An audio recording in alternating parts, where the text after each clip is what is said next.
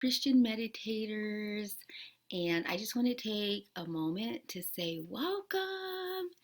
You are on day 2 of the challenge. I want to thank those who took a few minutes out to leave some comments below. I really appreciate that. I want it to be more of an interactive type experience for you. So when you do that, I think it just really supports everyone in the whole process. The other thing too is I don't want you to feel like you're totally on your own. So please ask questions, and you can ask questions in the comment section below. You can send me an email, or you can even post something on Facebook. And I am going to try to address some of those questions. Either I'll just write the comment beneath, or I'm going to make a video on it if I feel like it's something that I would really like everyone to hear. And so that's why I'm here today, because I received a question that I really want you guys to hear this.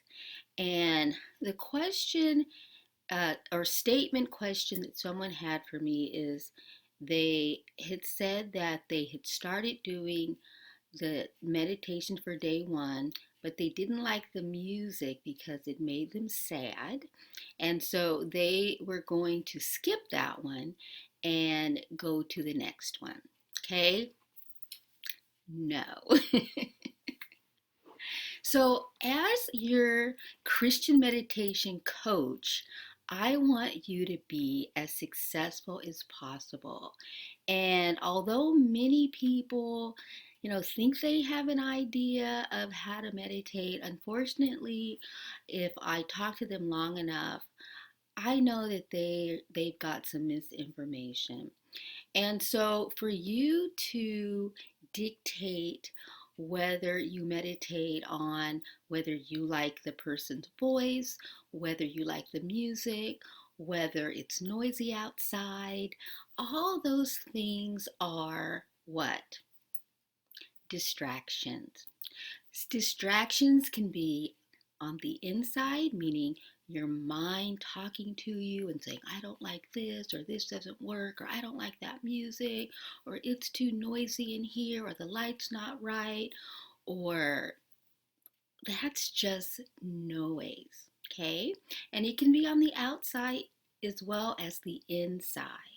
And so what's happening is your mind is pulling a number on you and trying to stay in control. And so one of the benefits of meditation is we learn to see the mind, observe the mind and all of its shenanigans, but instead of agreeing with it, disagreeing with it, or getting pulled into its drama, we just see it, and then we come back to our anchor. So your anchor is in the meditation. I'll say, listen to my voice. I'll tell you to concentrate on your breath, or I might even give you a sacred word or a phrase like Jesus, or uh, what's one I say a lot? Jesus is my peace, or something like that. So if you encounter a meditation that's not your favorite, or I don't really need a meditation on this, or, I want you to tell your mind, well, so what? And just kind of see it, notice what your mind is doing, and then just come back to whatever mantra, and by mantra I mean sacred word, or I meant to say anchor, whatever anchor resonates most with you. So don't get in these dialogues with the mind.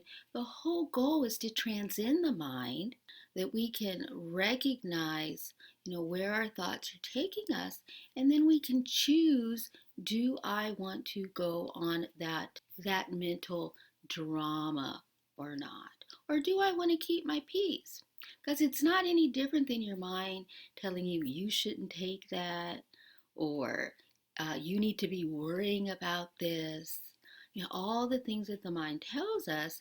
And when we agree with it, then guess what? We get out of faith and we get into fear, or we get out of allowing and we move into resistance. And anytime we move into resistance,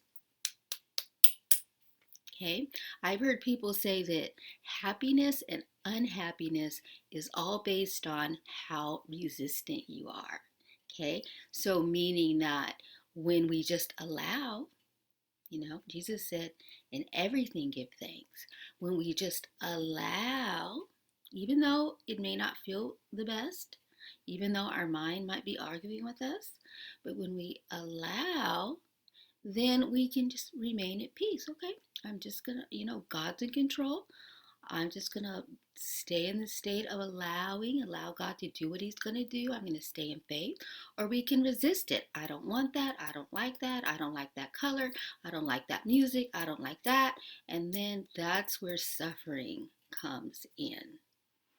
Okay, so even if, I guess I'm like repeating myself now, I'm going to stop. So even if there's something about a meditation that you don't like, it's really not about that. It's really about bringing every thought captive. Okay, and by captive, I mean notice the thought. Okay, see it, observe it, and that's it.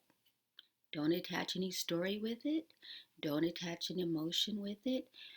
And you do that just by bringing it back to your anchor.